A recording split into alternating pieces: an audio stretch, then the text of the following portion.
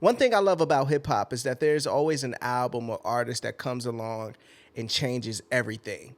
There's a hip hop prior to this album and artist, and then there's life after it. And today, I'm gonna be talking about Kanye West, The College Dropout.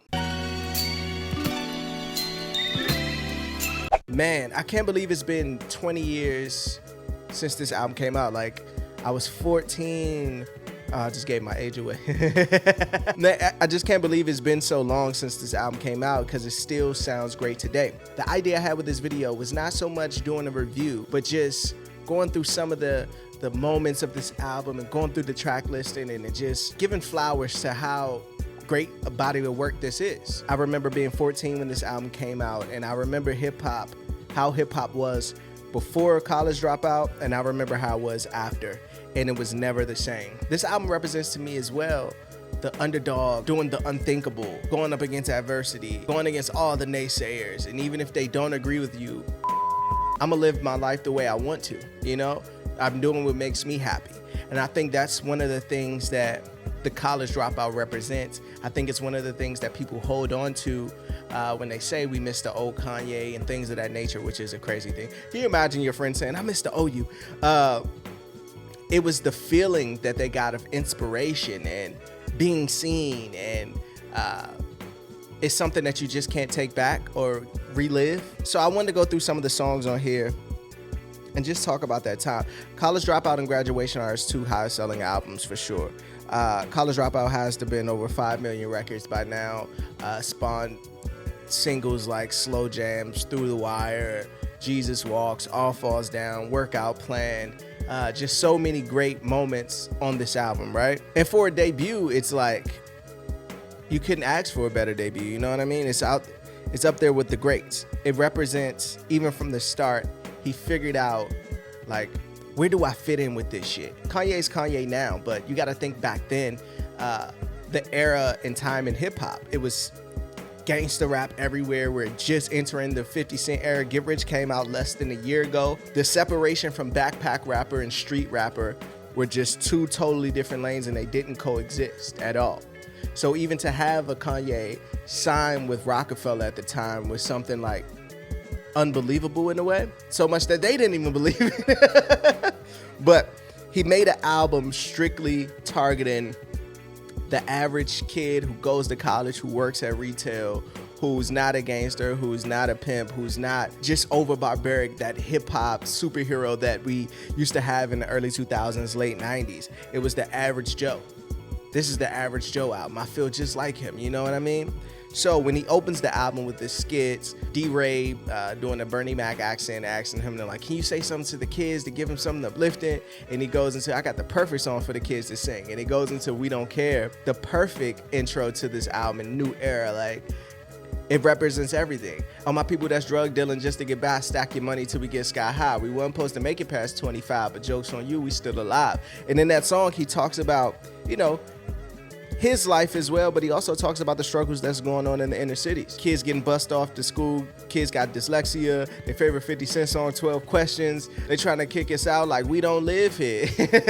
like it's a lot of, cause a nigga can't shine on 655. It's like so many, like, damn, I feel just like that.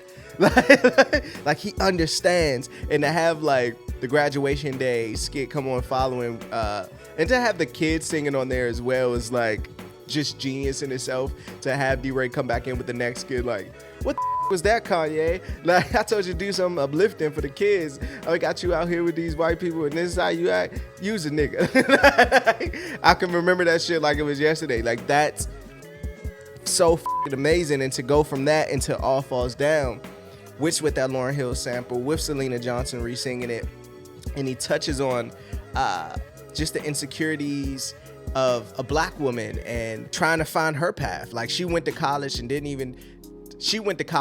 majored in a major that don't make no money, but she won't drop out. Her parents will look at her funny. You know how hard that impacted people?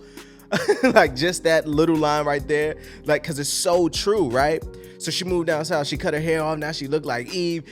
Like, it should be doing a bunch of shit that you wouldn't believe. And just when you think, like, he sees the black woman and some might take it as, oh, here we go, he about to bash black women. In the second verse, he talks about himself.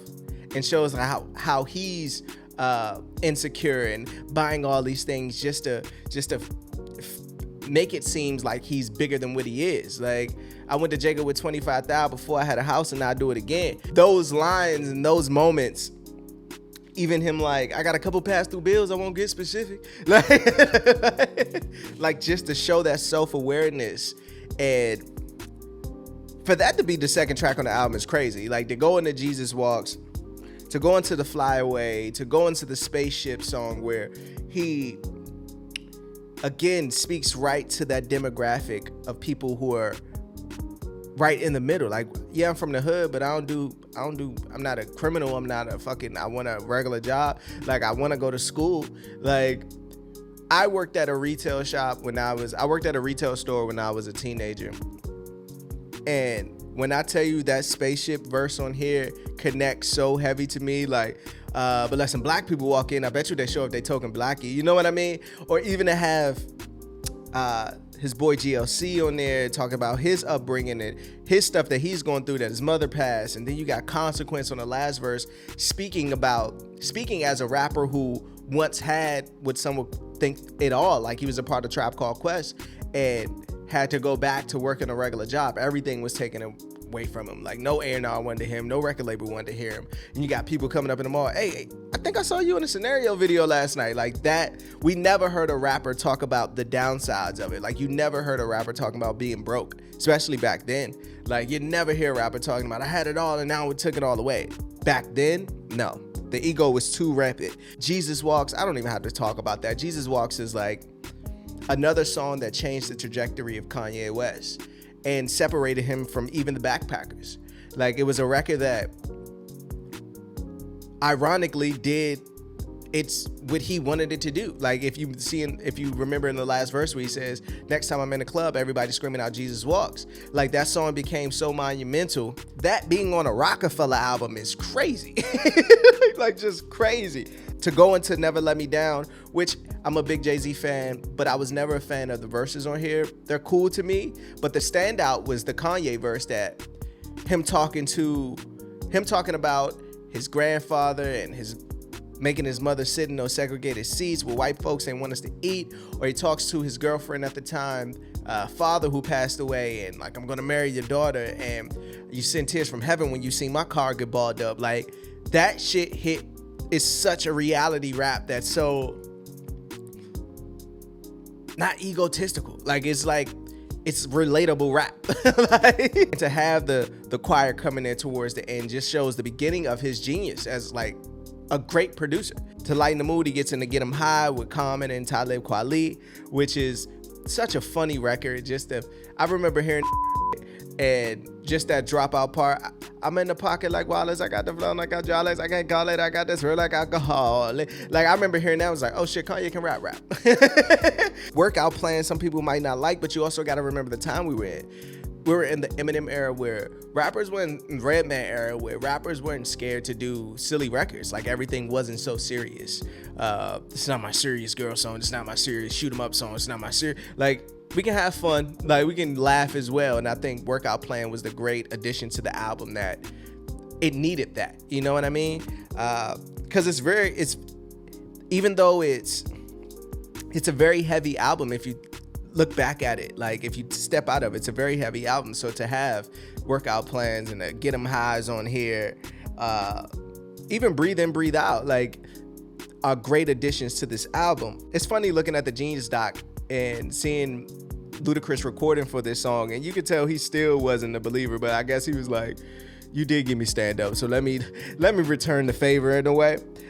School Spirit is dope. To connect the idea of the album, the College Dropout, where you represent the sororities and fraternities, and he made an album that, I'll touch more back on this at the end, but he made an album that you have to come back to for all generations, and I'll touch more on that at the end. 2 words with Mos Def and Freeway. Like I mentioned before, do you understand that Backpack and street rappers stay far away from each other? Even though Backpack rappers are street rappers too, street niggas too, but they never were on the same record. So for him to even be that catalyst, like, I'm the gap like Banana Republic and Old Navy, that was his job at that moment. Like, and it came out perfect. But With Freeway and Most being the elite MCs they are, I still think Kanye had the best verse on 2 words.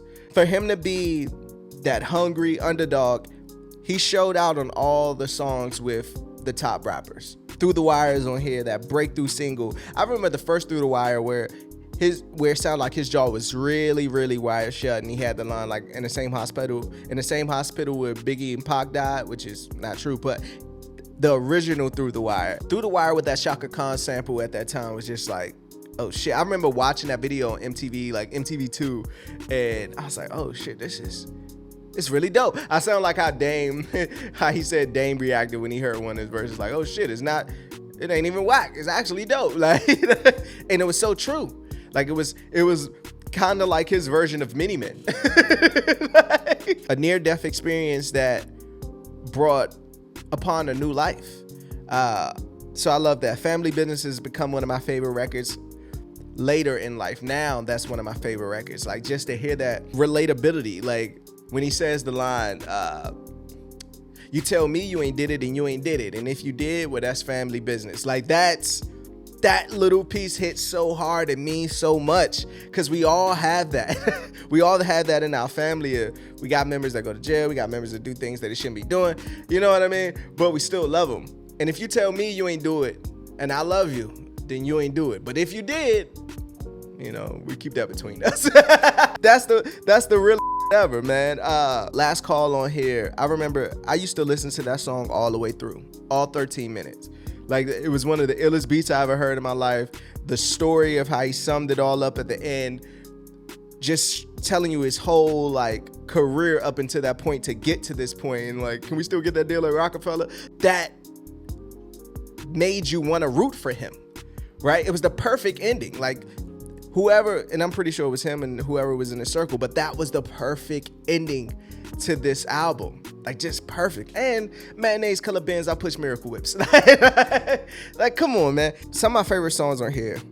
I'll give you 4. I'm gonna go Spaceships, All Falls Down, Family Business, and Last Call. Just phenomenal records. And that's not to take anything away from the rest of the songs on here. But to close this out, what I wanted to say was that, to touch back again on the things that, like, when people say they miss the old Kanye, he made his first 3 albums. I mean, he probably got like 5, 6 classics, but the first 3, right? They're so tied into culture of school and college. You have to go back to those albums. At least College Dropout and Graduation, for sure. You have to go back to those albums every generation. Like, 'cause there's always gonna be kids who go through this same story. So when they start the album and hear like Graduation Day and they hear John Legend, like, I'm no longer confused, but don't tell anybody. My mama will kill me, but don't tell anybody. Like, she wants me to get a good ass job just like everybody, but she ain't walking my shoes. I'm just not like everybody. A lot of kids, myself included, we go to college and we do these things for somebody else's validation, whether it's our parents, our friends, whoever. Like, sometimes we just don't even want to be there. We don't even know what we want to do yet. Like, we don't even know who we are yet. And I think this album represents that totally to the max. So I love this album. Like, I appreciate this album to the max. Like, even listening back to it recently, it still sounds new. It doesn't sound dated. Even with the soulful chipmunk samples and everything involved, it still sounds amazing. Where were you when the College Dropout came out? Let me know in the comments. Let me know some of your favorite songs on here. Give me your top 3 songs on the College Dropout. And what does this album mean to you? Can you believe it's been 20 years? This is like one of the few artists, producers that became one of, if not the biggest rapper of all time. That was another thing that wasn't talked about or common. Like, we had producers that rap, but they didn't reach this plateau. So, that's all I got, man. I'm Tatum. Peace.